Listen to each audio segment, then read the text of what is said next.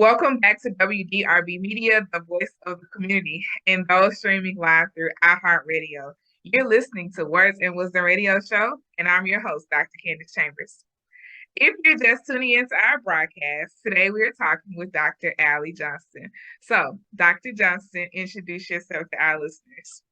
All right. Hi, everyone. First of all, thank you, Candace, for having me. I'm so excited to be here. So as Candace said, I'm Dr. Allie Johnston. I'm in my second year of my first job as an assistant professor and writing center director at Austin Peay State University in Tennessee. And I love writing. Okay, I like it. Yeah. All right, kind of walk us through like your education and professional journey. Like, how did you get to where you are today? Yes. So I always knew I wanted to go into a field with writing, but I didn't really know what that looked like. My mom says I wanted a library card when I was 3. And so I've just always been a nerd. And so I went to college and declared English as a major, and we could choose writing or literature. And I always knew I don't really want to do the literature realm. I like reading, but I don't want to teach the stories. I'd rather leave that open to people's interpretation. So while I was there, I thought all you could do with writing was more like creative writing. I didn't even know about tech writing, about rep comp, any of those areas. So I actually discovered the area I'm in, rhetoric and composition, by being a student struggling my first semester and visiting the writing center. Wow. So once I discovered that, I was like, all right, this is the world I want to be a part of. And then I actually was able to go and get my master's at the University of Alabama, where I met Candace, and that was in composition, rhetoric, and English studies. And then from there, I did a mental check-in. Do we want to keep going?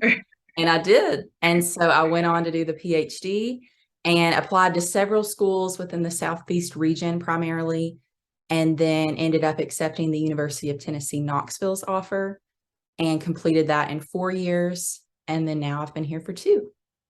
Wow, you just said that like it was just, I did that in 4, I'm here in 2. Like, that's a major accomplishment, Dr. Johnston. So you should be very proud of yourself. Thank you. So let's talk about that writing center experience. Like, so what were you struggling with during your first year? And then what like went off in your brain? Like, I think I want to actually do this as a profession. Yes, great question. So I had come from a very rural high school in a pretty small town, public high school. And there, my writing, I was kind of like the big fish in the small pond. So I would make 100s on essays, felt like I was a good writer. Great. So then I entered this private university and I realized, okay, some of these students have had a lot more experiences than I have, or maybe tutoring or resources. And so I really struggled in my writing, I think, to move from one context into the next. So, they always talk about move beyond the 5-paragraph essay when you enter college. Well, I was keeping that model because it's what had worked for me. So I distinctly remember a paper I made a C on as a freshman, and the professor put it on the board. It was anonymous and said, all right, let's look at why this thesis statement is wrong. Oh my goodness. And it was because I had done the 3-prong thesis. Okay. So let's say I like ice cream because it is cheap, yummy, and filling. And then each paragraph matched that. Well, what I now know is the term called negative transfer. I was transferring something that had worked in a previous context in an ineffective way. So once I recognized, oh, it's not me as a bad writer, it's me learning this new context and being a novice. And so then I could have some grace with myself. And so that's why I love teaching freshman students, because I think a lot of people relate to that struggle, but it's not talked about as much. I think a lot of times we feel like, oh, well, then college isn't for me, or I am a bad writer. So once I made that C, I realized, all right, something's got to change, and found the writing center. And at that point, it wasn't where I could just go Google and figure out where it was on campus. I just walked past it in the hallway and just kind of popped in and made an appointment. And I remember leaving that session feeling so supported. And I realized I'm not alone when I write, because I think writing can be such an isolated act. we do it alone, we submit it alone, and we forget that writing actually is a conversation with another reader. So that is really what sparked, first of all, me solidifying I belong here and I can still major in English. And then also, okay, I think I want to be a tutor someday. Okay. All right, nice. I like the journey. Like, I love that I just like the journey. I'll just leave it there. Let your words do what they just did. So tell us about your role as Writing Center Director now. Yes.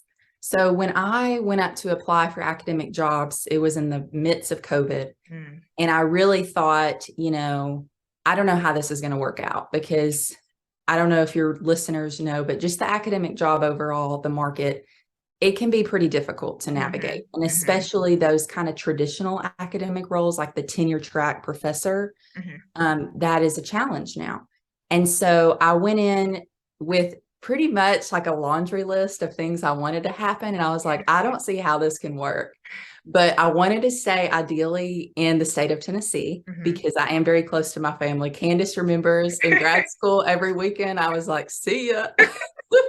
I have 3 nieces now. And my husband's already licensed in Tennessee. So I was like, ideally that it would be a check mark. Then secondly, I was like, I want it to be tenure track. And then thirdly, I was like, I want it to be around writing centers. I'd like to be a director. And so I looked at all these different job listings everywhere and really was just applying nationwide. Like I was like, all right, I'll be led where I need to go. I'm going to be open. But the one that I found in a really obscure way in a different website was the one I currently have. Okay. And when I read it, I was like, this is it. This is what I've been waiting for. And so I want to say, just as a side note to not just writing, but whatever your passion is as the listener, is you'll see some little nudges along the way, and just listen to those, even if it seems logistically like it could never happen. I think there's something to be said first in believing in yourself, and then kind of being aware of how these little things are confirming you're where you're supposed to be. Nice. Because I had no control over that. So once that worked out, I started here, and I've just loved our students. We are more of a regional state university with about 11,000 students from really diverse backgrounds. So we have a lot of first generation college students. We have a lot of military, demographic wise, we're diverse. So our writing center started in 2007, but they really didn't have a dedicated faculty-based position. So when I stepped in 2021, it was more, I'm kind of building this up, not from scratch, but from a place where I knew we could be stronger and reach more students. So I've been really proud of our growth. I've learned a lot about myself as a leader because I was pretty hard on myself the first year because I had been a tutor for about 8 years, but I'd never yet been the sole director. Right. So I think that's another lesson, is you have to be easy on yourself when you're adjusting to a new context. Kind of tied back to when I struggled in college. Right? It's coming back.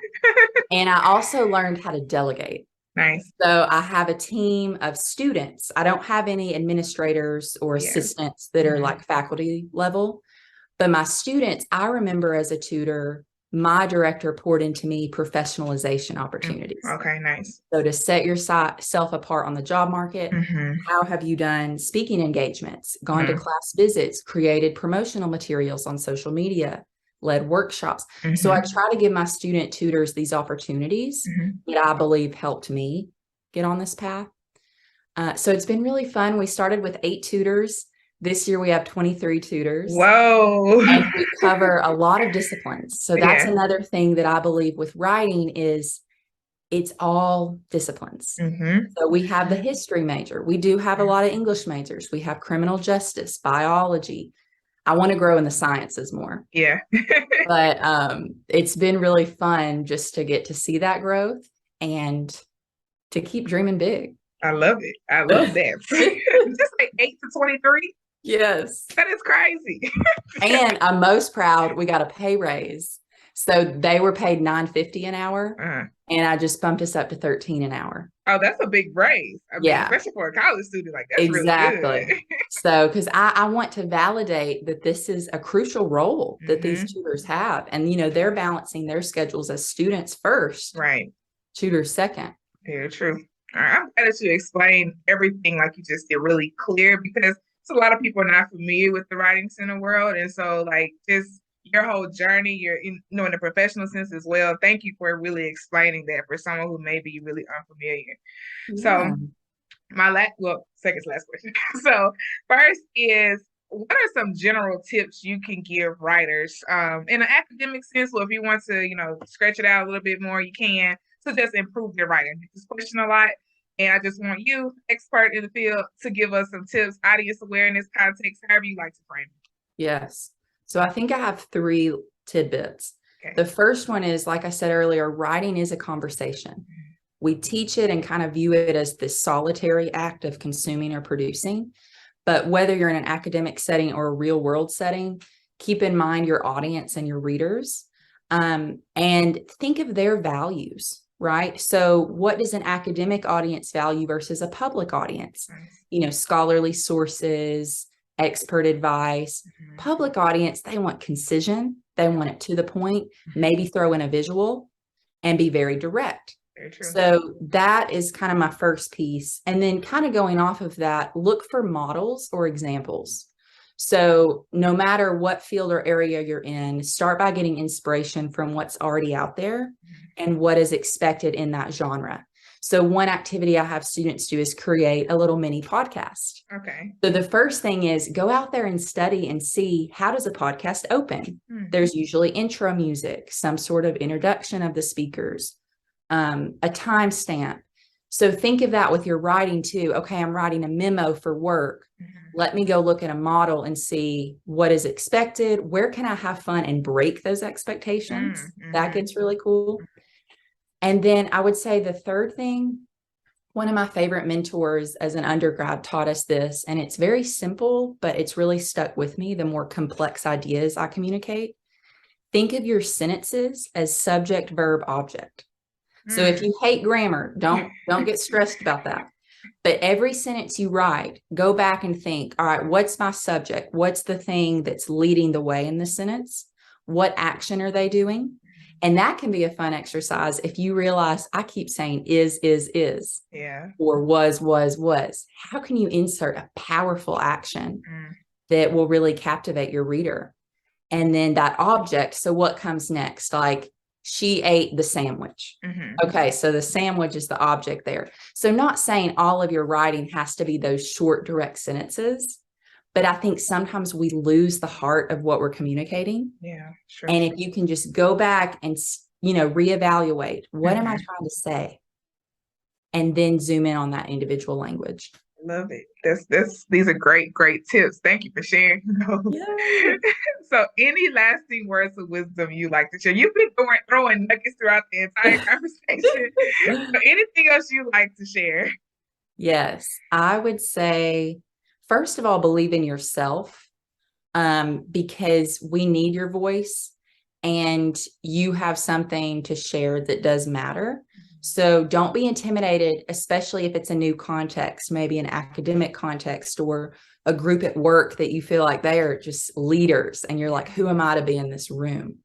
Showcase your knowledge and expertise. And I think that fake it till you make it, there is value in that. If you can have that confident mindset, even if you're not fully there, it's going to catch up to you. And then I would say, really just keep your reader at the forefront of what you do. And so almost if you can even picture some sort of person you're trying to reach, professor, boss, colleague, whatever.